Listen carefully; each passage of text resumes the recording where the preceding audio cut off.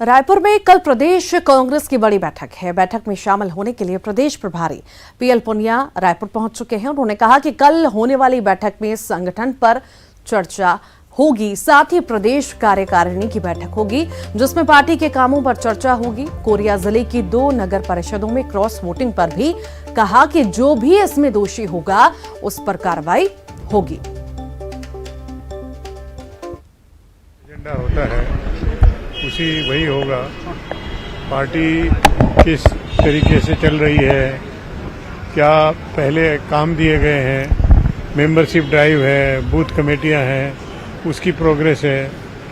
वो कार्यकारिणी के हर सदस्य किसी न किसी जिले का प्रभारी है, उस जिले से संबंधित क्या समस्याएं हैं, उसका क्या समाधान किया, ये सब चर्चा होती है। तो वही कोई खास बात नहीं। देखिए, ऐसा नहीं होना चाहिए था।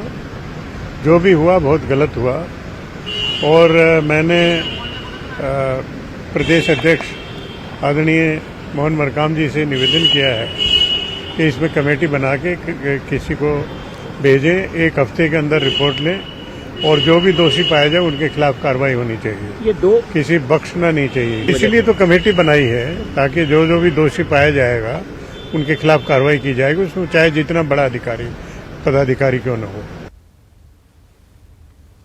और इसी पर अधिक जानकारी के लिए अवधेश हमारा साथ लाइव जुड़ गए हैं। अवधेश, शुरुआती दौर से हमने देखा कांग्रेस की बम चल रही थी, एकदम से क्रॉस वोटिंग जिसकी किसी को भी उम्मीद नहीं थी। आखिर किस तरह से देखें इसे, क्या कहेंगे अवधेश?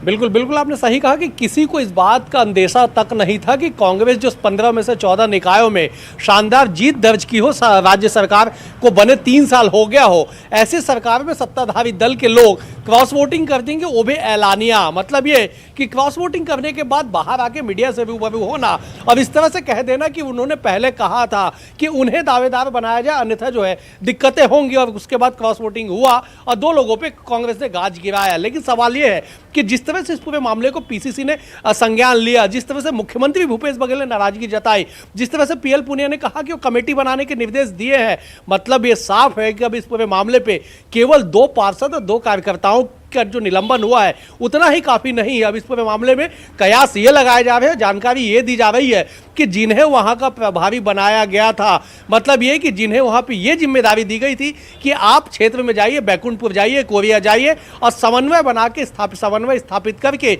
एक दावेदार का नाम तय कीजिए। खबर ये आ रही है सूत्रों के हवाले से कि जिन्हें जिम्मेदारी दी गई थी वो बैकुंठपुर तक पहुंचे ही नहीं थे। मतलब है कि उन्होंने अपनी जिम्मेदारी कागजों पर निभाई, उन्होंने अपनी जिम्मेदारी राजधानी में बैठ के बंद कमरे में बैठ के अपनी जिम्मेदारी निभाई और परिणाम उसके सामने है कि वहां पे क्रॉस वोटिंग हुई और कांग्रेस 11 सीट के बाद भी अपना अध्यक्ष नहीं बना पाई। और शायद यही वजह है कि इस घटना के बाद कांग्रेस पूरे निकाय में जहां भी अभी चुनाव होने अध्यक्ष के लिए, चाहे महापौर के लिए, चाहे विशाली की बात कर ली जाए, चाहे वो चरौदा की बात कर ली जाए, 4 तारीख को बिरगांव में होने वाले चुनाव की बात कर ली जाए, सभी निकाय में कांग्रेस सतर्क हो गई है, अलर्ट हो गई है कि जो घटना, जो प्रतिक्रिया है और जो तस्वीर बैकुंठपुर से निकल के आई, जो कोरिया जिले से निकल के आई, वो तस्वीर दूसरे जगह पे निकल के ना आए, इसलिए कांग्रेस अलर्ट हो गई। लेकिन कुल मिला के ये कि मतलब अवधेश, ये माने जिस तरह से संज्ञान में लिया है मुख्यमंत्री ने खुद भी, और अब कमेटी का भी गठन किया गया है कि जांच होगी और कड़ी से कड़ी कार्रवाई होगी, तो ये माने कि 1 नहीं 2 नहीं कई सारे लोगों पर गाज गिर सकती है, क्योंकि कल मीटिंग भी होनी है। निश्चित तौर पे देखिए, ये एक सत्ताधारी दल के लिए एक बड़ी किरकिरी है, बड़े ही एक बड़ा सबक है, या कहा जा सकता है कि आईना है, इस तरह के आईना कि कांग्रेस कह रही है कि उनके भीतर सब कुछ ठीक है, लेकिन स्थितियां ऐसी बनी कि क्रॉस वोटिंग तक की नौबत आ गई और कांग्रेस बहुमत में रहने के बाद भी अध्यक्ष नहीं बना पाई। तो कांग्रेस को आईना कांग्रेस के पदाधिकारियों ने ही दिखाया, कांग्रेस के पार्षदों ने ही दिखाया, लेकिन इसके पीछे का जो खेल है उस खेल को उजागर करने के लिए पीसीसी ने एक जांच कमेटी बनाई और जांच कमेटी जांच करके 1 हफ्ते के भीतर रिपोर्ट देगी कि इसके पीछे का असली में राजनीतिक खेल क्या है और कांग्रेस को बदनाम करने के लिए किसने इस पर साजिश रची। जिस तरह से कल पीसीसी के महामंत्री प्रशासन रवि घोष ने न्यूज 18 से बात करते हुए कहा कि किसी भी गद्दारों को छोड़ा नहीं जाएगा और कांग्रेस पार्टी में गद्दारों की जगह कम से कम छत्तीसगढ़ में नहीं होगी, तो यह वक्तव्य पीएल पुनिया का बयान मुख्यमंत्री भूपेश बघेल की नाराजगी बताने के लिए काफी है कि कांग्रेस ने इस पूरे घटनाक्रम को बेहद ही गंभीरता से लिया है और जिन 4 लोगों का निलंबन किया गया है। आने वाले दिन में और अधिक निलंबन और कड़ी कार्रवाई देखने को मिल सकती है। जी चलिए, बहुत शुक्रिया अवधेश जानकारी को साझा करने के लिए।